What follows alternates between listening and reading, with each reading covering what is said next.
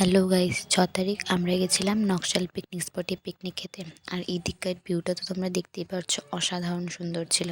আর north বেঙ্গলে view মানেই তো চারদিকে চা বাগান আর পাহাড়। আর এদিকটা ছিল একদম পুরো পাহাড়ে ঘেরা।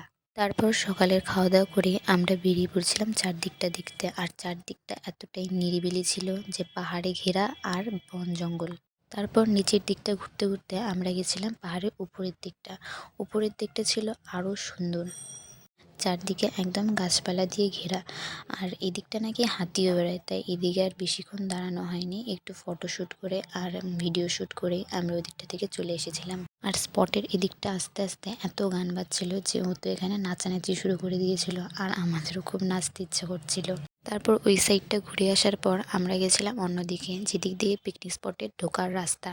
আমাদের পিকনিক স্পটের এদিকে এসে কিছু খাওয়া দাওয়া করে আমরা আবার ওই গেটের ওখানে চলে গেছিলাম, যেখান থেকে পিছনে পাহাড়ের ভিউটা আরও সুন্দর।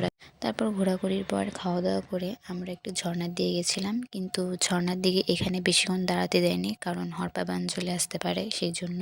তারপর এখানে এসে দিকে সবাই খুব নাচানাচি করছিল, তাই আমরা একটু নাচানাচি করে এখান থেকে আবার রওনা দিয়ে দিয়েছিলাম বাইরের উদ্দেশ্যে। আজকের ব্লগটা এই পর্যন্তই, বাই।